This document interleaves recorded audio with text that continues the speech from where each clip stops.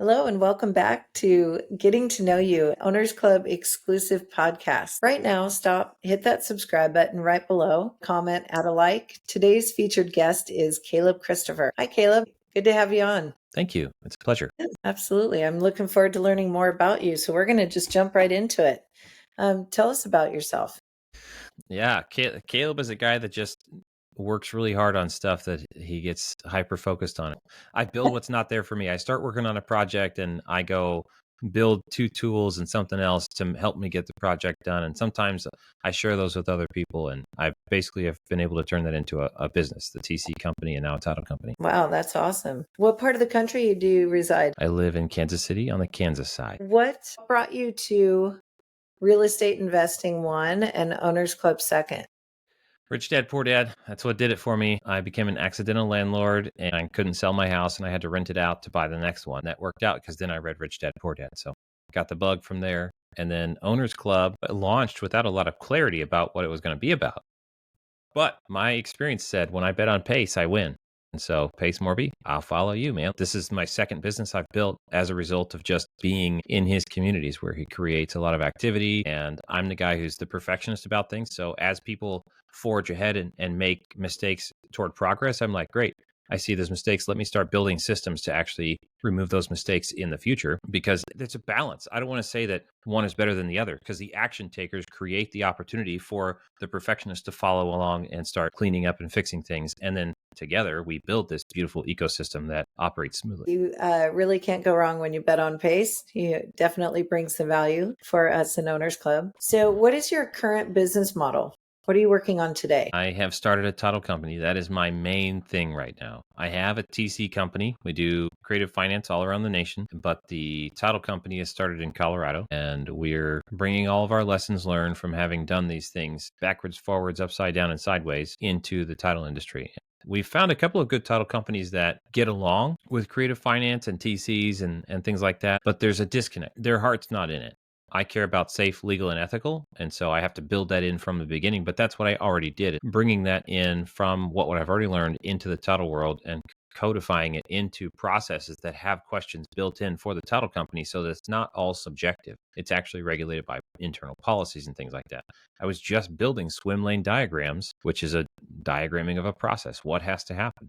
And then once we're done with the what, we have to start building the how, the checklists, the procedures. It's a whole thing. I'm taking what's up here and what's in the minds of the people that have been working with me, and I'm extracting it into documented processes so that we have a creative friendly, investor friendly, realtor friendly, just a very competent team with a business that is not off the cuff. It shouldn't rely just on having experts. They're key, but it should have its own processes and procedures so that you can drop anybody in and with a little bit of time, they can do exactly what you were doing. Do you only do closings in Colorado?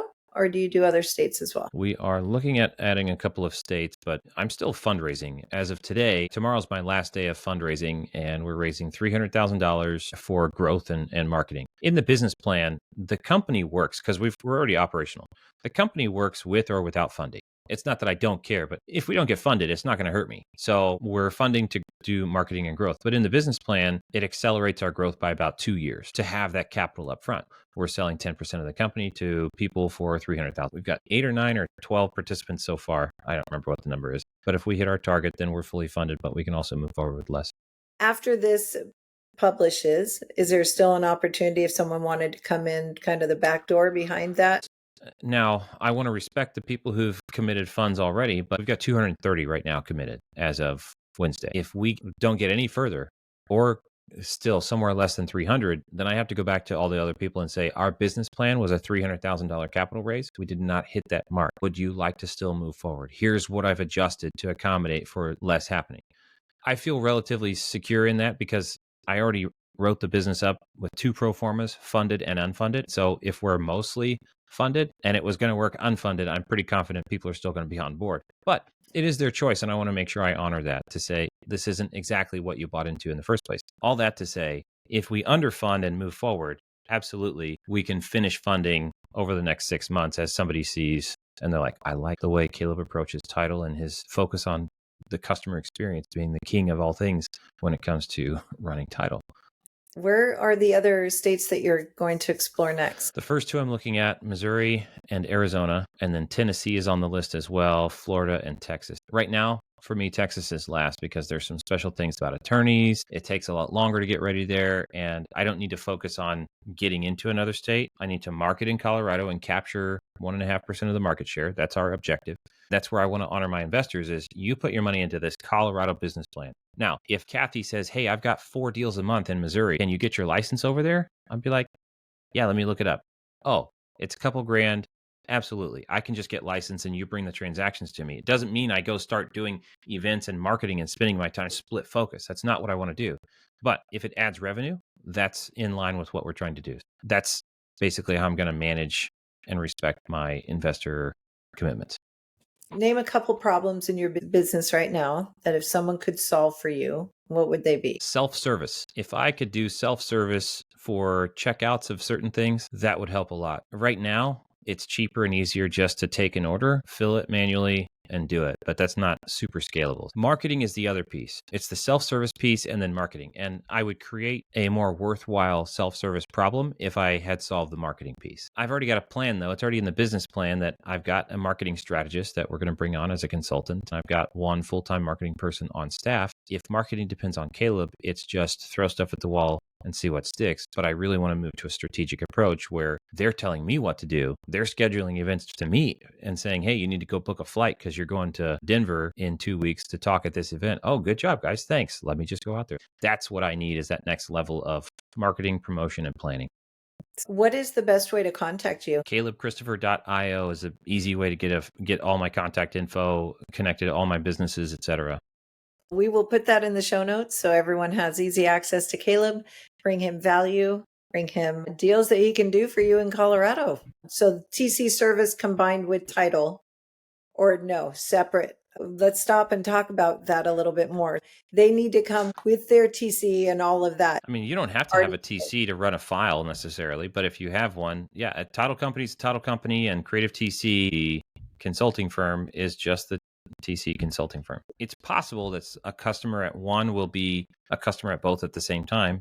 TC service is not part of what title does.